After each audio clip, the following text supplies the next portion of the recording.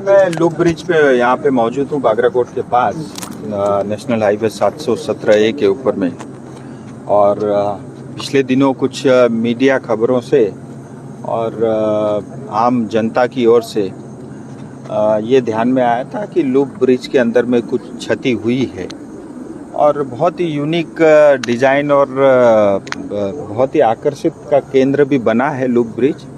और मैं आज व्यक्तिगत रूप से इसको देखने के लिए आया था और मेरे साथ NHAIDCL के अधिकारी और जो कॉन्ट्रैक्टर जो काम कर रहे हैं वो भी यहाँ पे उपस्थित थे। तो as such exactly loop bridge के ऊपर में किसी प्रकार की क्षति तो एज ऑफ नाउ नहीं है, लेकिन जैसे लूप ब्रिज ख़त्म हो जाता है तो वहाँ पे कुछ क्रैक देखे हैं और वो बिल्कुल लूप ब्रिज के निकट ही है।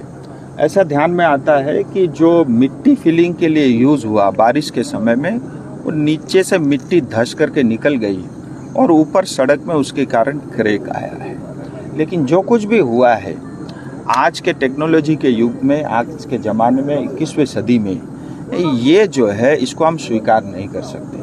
मैंने जो हमारे ठेकेदार हैं NHAIDCL के अधिकारी, उनसे भी स्पष्ट कहा है कि ये रोड ठीक बना है, टेक्निकली करेक्ट है, साइंटिफिकली करेक्ट है और सेफ्टी के किसी प्रकार के कोई इशू नहीं है। इसका थर्ड पार्टी से इंस्पेक्शन कराना, ऑडिट कराना अति अनिवार्य है, क्योंकि एज ए लेमैन हम लोग तो इतनी ज़्यादा समझ इस चीज़ की रखते नहीं है और आम जनता भी नहीं रखती। तो मैंने उनसे कहा एक तो थर्ड पार्टी इंस्पेक्शन कराए, दूसरा ये जो कुछ भी हुआ है, जो गलती हुई है उसके रूट कॉज पे जा कर के एग्जैक्टली किन कारण से ये सब हुआ है उसकी जांच करें और उसके बाद जो है इमीडिएटली इसका रिपेयर और मरम्मत का काम हो और भविष्य में इस तरह की किसी तरह की घटना न हो, इसके लिए ऑडिट के लिए भी मैंने कहा ये सब होगा।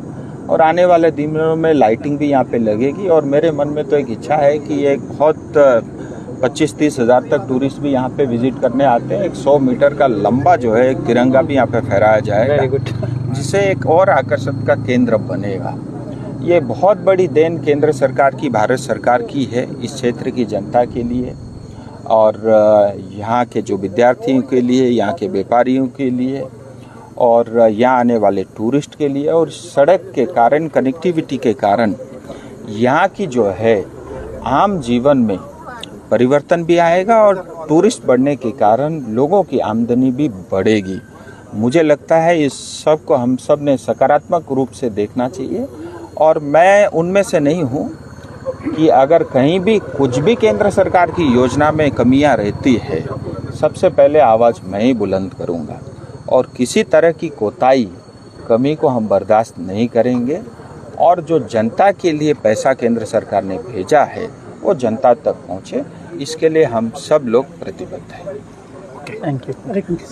सर, एक देखा जा रहा है केंद्र सरकार जहाँ जहाँ हमें अच्छा रोड बन रहा है, सिलीगुड़ी में एशियन हाईवे बन रहा है, इसके बाद भी देखा जाए जो सेवक में जो सेकेंड पुल का डिमांड है वो अभी तक नहीं हो रहा है, क्या बोलते हैं? नहीं, सेकेंड सेवक कोरोनेशन ब्रिज जो है सेवक के पास जरूर बनेगा।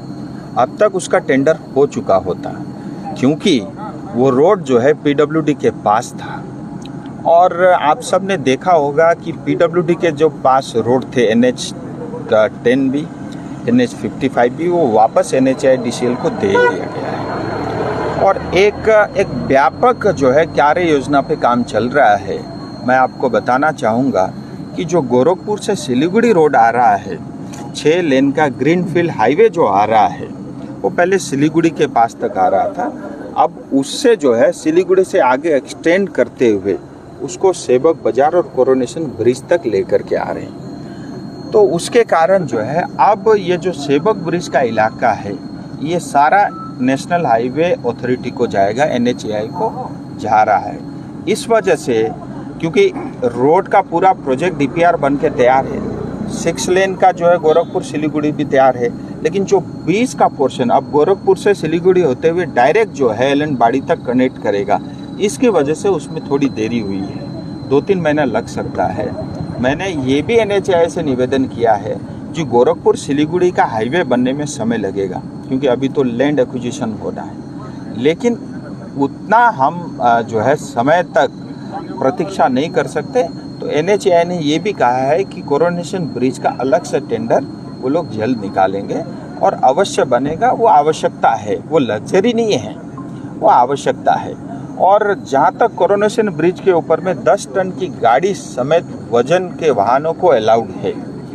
मुझे ऐसा पता चला है कि जो पुलिसकर्मी दोनों साइड वहाँ पे ड्यूटी में लगे रहते हैं, वो गाड़ी चेक नहीं करते, वो 500 रुपये का नोट देख करके गाड़ी छोड़ देते हैं। तो अभी हमने वहाँ ये कहा है कि हम एक जो है गेट बनाएंगे लोहे का, जो बड़ी ट्रक गाड़ियाँ हैं उसके अंदर घुस ही नहीं सकती, एंट्री कर ही नहीं सकती। लेकिन उसके बावजूद भी छोटे गाड़ी में भी जो है 12 टन 14 टन 16 टन तक मटेरियल जाता आता रहता है और ख़ास करके रात में ज़्यादा होता है।